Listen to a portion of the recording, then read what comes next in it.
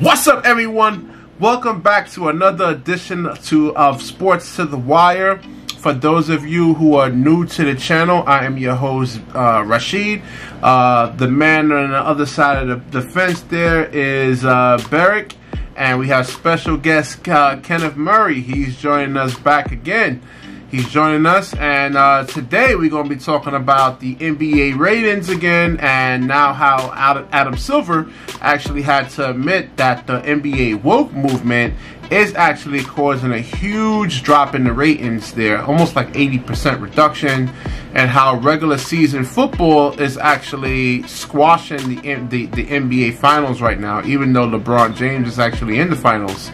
And which the NFL ratings actually had took a nosedive, not as bad as the NBA, but when you have the NFL losing ratings and it's squashing the NBA in terms of ratings, that's not a good thing right there. Berick, take us off, baby. Take us off. Yeah, Berick. Yeah, what do we Adam Silver? Yes, sir. Okay, well, actually, what's going on with Adam Silver basically is, obviously he's admitted to this point that the social justice issue has put a major hindrance on the NBA's ability to, produce a large amount of their viewers.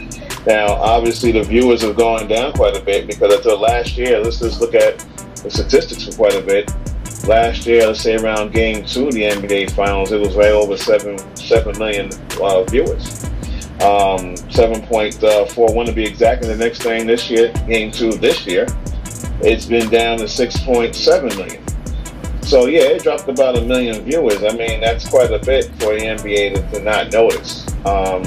And you ask the burning question as to why. It's because of social justice issues and more or less white and black lives matter on the court, and each individual player writing their own particular feelings towards whatever happened, if it was the some of the issues that took place with George Floyd or etc. It's good to allow the players to go out and say what they need to say, but it's time to move on from the players now. The players got to go back and focus on doing what they do best, and that's either playing basketball or playing football. I want to mention quickly that baseball players are not doing that. You don't see Black Lives Matter written on the field. You don't see the baseball players wearing that on their jerseys. The NBA, the Major League Baseball did not allow that. They did allow them to do some kind of solidarity. Now, Berick, in most companies, like a lot of jobs, it's really against the rules to actually go out there and spew your political views to the customers, basically, right? Yeah, but you're allowing them to do it this time because it's extremely serious. I mean, this thing is going way past bedtime. There's been too many instances that happen to actually ignore. So, but the NBA is going well out of their way to at least allow their players to express themselves. Okay, and the bottom line is, it's been great, but the NBA is about their money. Let's not make any mistake about that. And we talked about this before. They're about their money. Okay, each particular team has an owner. And that owner has money. And that owner's paying the players to do what? Play basketball. Not go in front of microphones and say what they feel. We understand they got feelings and things of that nature. But at the end of the day, it's about what we're paying you to do. All right? You're playing basketball, but you're also taking your time to put information on your uniform, which is against the rules, against the union rules. You're also allowing the NBA actually basically support this. They put Black Lives Matter all over the courts. But this, at the end of the day, is basically the reason why the NBA is losing down a little over 1 million viewers. From last year's Game 2 to this year's Game 2. And so with that being said, you now have to make adjustments. What are those adjustments? Well, Adam Silver said it very clearly. Starting next season, there will not be any advertising on the uniforms. There will not be any advertising on the basketball courts. We will go back to playing our games in our respective arenas in our respective cities. No more bubbles. Between this year and next year. We got another burning question though, gentlemen. The season is going to conclude probably like Friday. Somewhere the second week of October. The NBA season normally starts in October. So we know that's going to be a problem moving forward. When do they start again? How long you give the NBA players time to relax, and how much you come up with a protocol, a safety protocol that they can all follow if you're going to go back to normalcy. But that's where we are right now. So the NBA ratings are down basically for that reason. What say you, Kenneth? Well, this is considered to be a movement. All of the NFL players decide that they were going to do social justice and things of that nature. But it's very, very strange that if this is a movement, how can it be shut down by one person? Which lets me know that this is not a movement. They allowed these non-white players to blow off some steam, and they say, okay, we're paying you a lot of money, let's do what we're paying you to do. We no longer care about social justice because it's not putting butts in the seats. Now, you mentioned certain things about the owners. I said this on the last show, and I'll say it again. Players are like cattle, and the owners are like ranchers. Ranchers can always get more cattle, okay? I also mentioned the quote by Ben Shapiro, which right now is very apropos because Ben Shapiro said this, sports has become too political and can no longer be enjoyed. Using that thought pattern, this is the reason why the decision was made. All right, enough is enough. You did your Black Lives Matter movement. Did you get it out your system? Because we're not doing this no more. Now, if you want to do it, you can do it on your own, but we're not doing this anymore. And the sad part about it is that, and I'm just going to say it, non-white people think they have power in a white man's game, and they don't. They think they have power, but they don't. And this right here is the very powerful move in that which I'm telling you what you can and cannot do because I'm paying you. I told you that you can put Black Lives Matter on the floor. Now I'm telling you that we're not going to do this no more. Now notice when Mr. Silver said this, you heard nothing from the union. Everybody's quiet now. Why? Because when white people speak, you jump in line. And nobody wants to lose their job. So primarily it's like, yes sir boss, we's done now. We've got it out of our system now. We's good now. We're going to go back to play some basketball. And that's it. Get on with the game. And another thing, I said this, in that which white people are very social minded. They know the difference between right and wrong.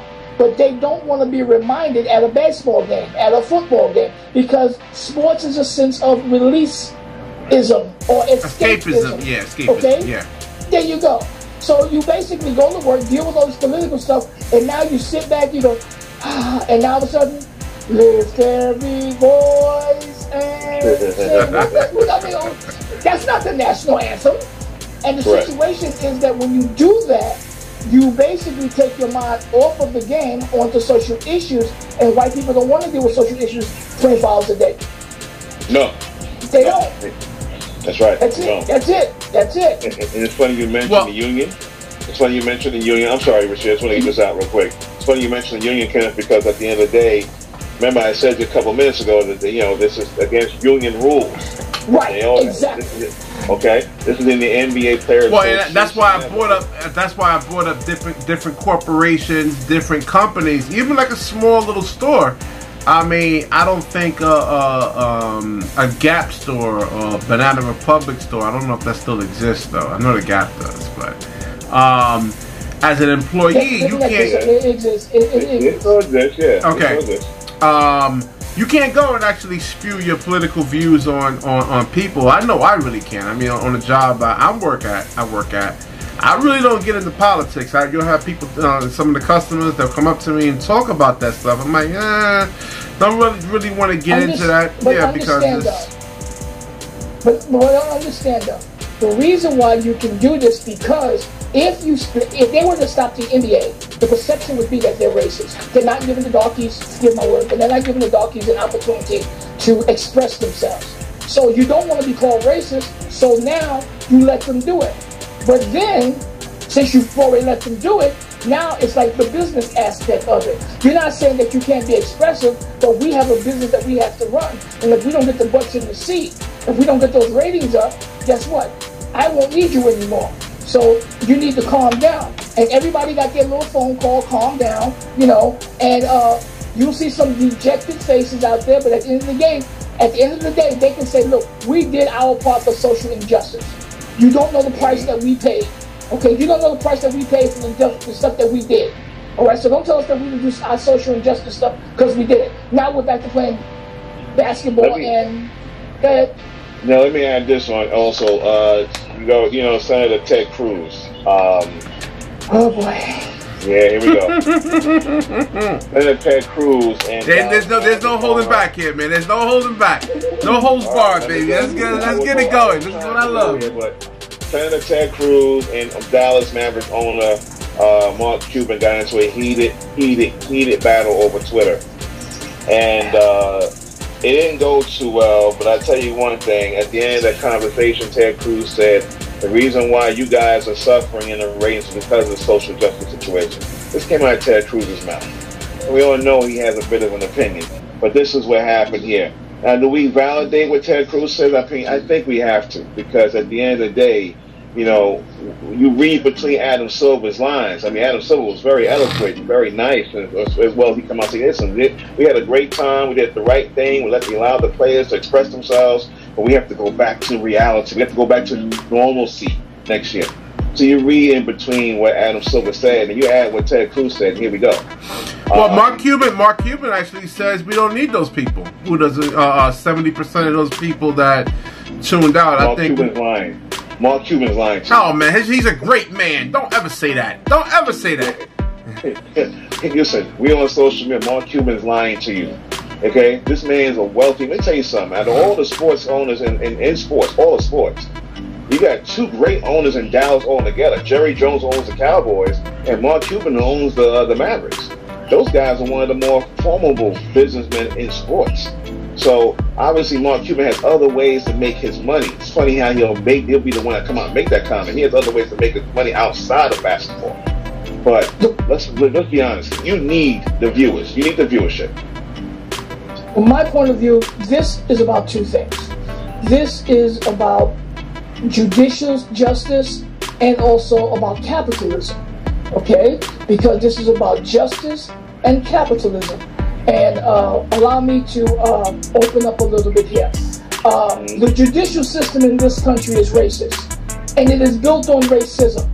Racism is not a question of attitude, it's a question of power. Racism gets its power from capitalism. Capitalism is a system that must be dismantled. Now, not all capitalism, I'm talking about crooked capitalism. Crooked capitalism has no future for the people in the struggle. Capitalism is a bloodsucker, and a bloodsucker is a bloodsucker.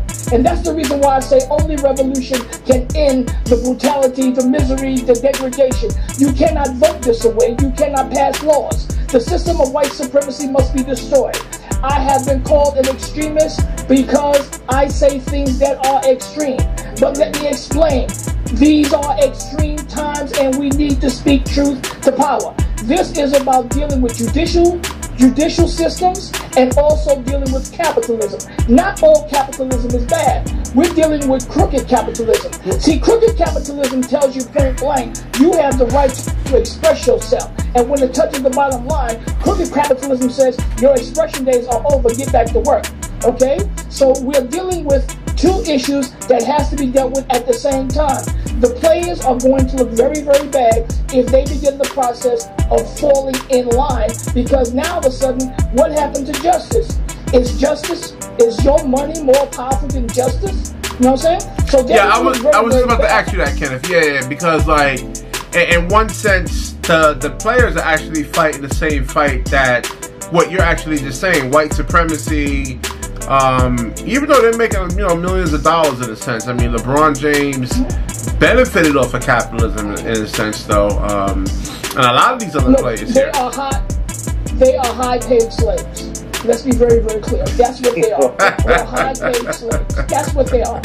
All right, that's what they are. You want to know why? Because the moment that Mr. Silver said this, you didn't hear a peep out of none of the players. Well, look, Adam Silver, I don't think they respect Adam Silver, though. I mean, to me, he's being a beta. You know, he's letting the players actually pretty much run the league in a sense, though. And he needs that. No, Rasheed. The players are not. Listen, The inmates are not running the asylum. That's right. Really? They're not running the asylum. No, they're not. No, they're not. Let's look at the logic of this, man. I mean, the basic of it is the players are being paid to play. Without their involvement, without the star players going out there doing their thing, you're not getting fans in the seats. You're not getting viewership. Well, me personally, like I said, a lot of people just want the basketball players to shut up and dribble. My thing is, I don't mind hearing their opinions as long as they're not spewing CNN and MSNBC nonsense. Listen, you do understand that Adam Silver works for all the owners, right? Every commissioner works for the owners. Yeah, absolutely. Yeah, right? yeah. Okay, and if you know that, what are the owners telling him to do? Thank you. Okay? That's we are hurting. We are hurting. We need you to make a definitive statement to get this thing back on track. Okay? Now do it. He's standing up and says, I'm sorry, but this is over. Kenneth, did you actually hear? Listen, if you ran into Adam Silver in a hotel hallway, it was just you and him talking. You think that man will tell you probably turn your cell phone off, all right, and you and I can have this conversation. I'm not giving up my job to nobody. Okay? Kenneth, did you actually hear did you actually hear his apology in a sense though? It was a half-witted apology. No, I don't need to hear it. Only reason why, because it doesn't make any sense. He's just trying to appease somebody. You know, he doesn't want the black people to think that he's racist. He doesn't want the white people to feel that he doesn't have any power. So he makes some type of sentence structure, and it appeases both sides. Nobody's happy, but he has to do something because the bottom line, you can't disrespect money. If you disrespect money, it leaves you. Okay?